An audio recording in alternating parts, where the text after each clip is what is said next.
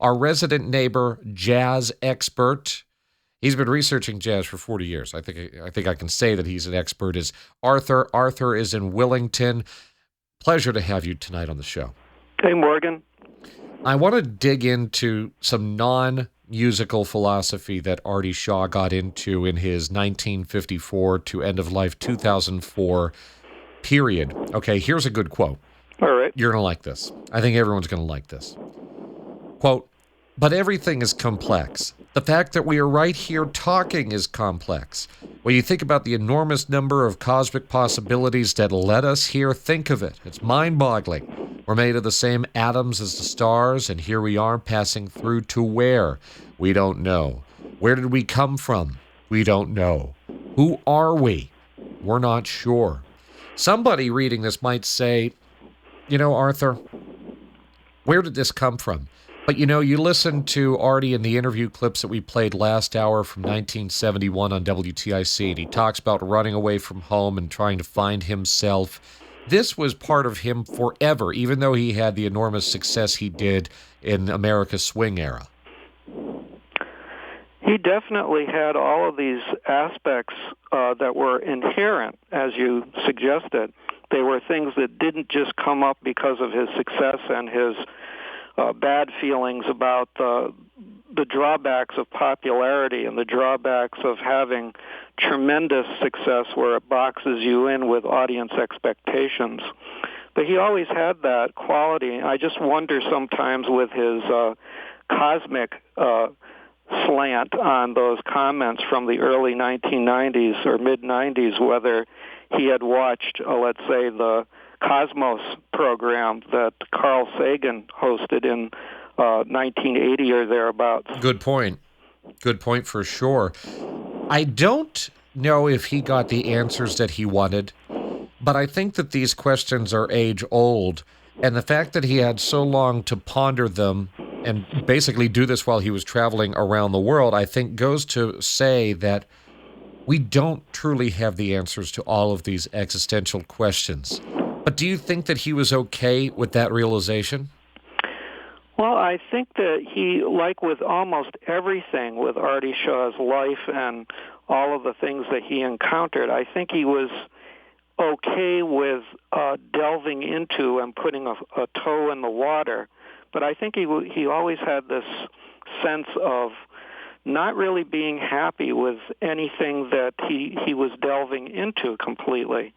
And so his adventures in, thinking about things on a cosmic and beyond world level were things that also troubled him. I think he really had difficulties trying to internalize all of this stuff and make sense of it, and yet he was so happy to be able to do that. It's kind of a strange, like we were talking a bit before, there's sort of a split personality quality about a lot of things with Artie Shaw, and I think that's part of it too. He was not one to accept particularly newcomers, and he was certainly critical of other people who were out there, his competition, but among those he did like Louis Armstrong. Does that surprise you?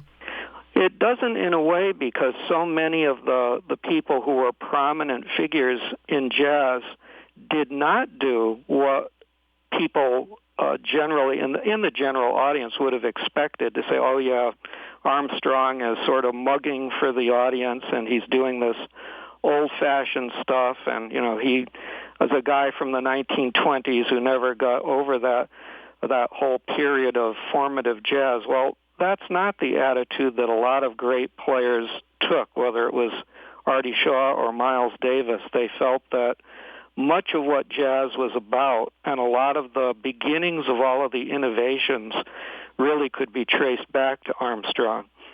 Do you find that there are a lot of respects for the heroes, so to speak, Louis Armstrong, etc.? And maybe to a broader extent, Arthur, this could be applied to any field, any line of endeavor, that there's usually this return to classical repertoire, so to speak. And I don't mean classical music per se, but the earliest roots of something taking hold. Would you agree?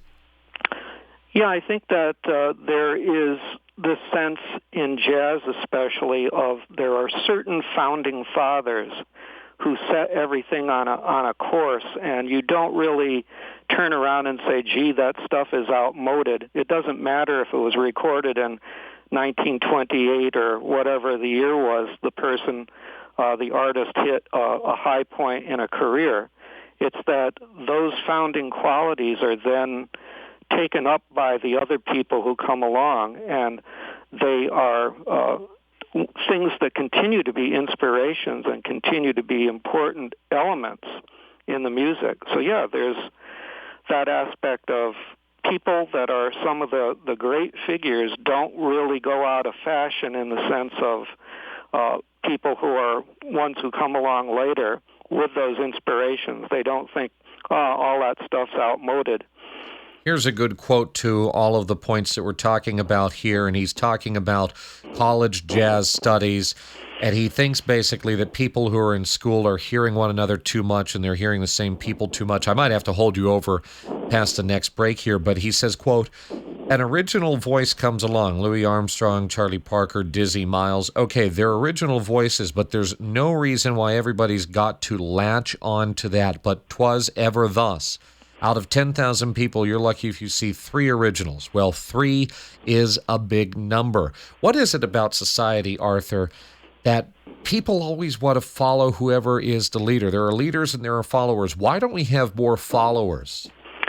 Well, I think what happened in jazz, it's an example of what went on in America, is that education took over and became the big way of bringing up so many of the musicians through the ranks, whereas earlier on you did not have university programs in many cases, as well as high school jazz programs, but especially the larger universities were not offering jazz programs for years.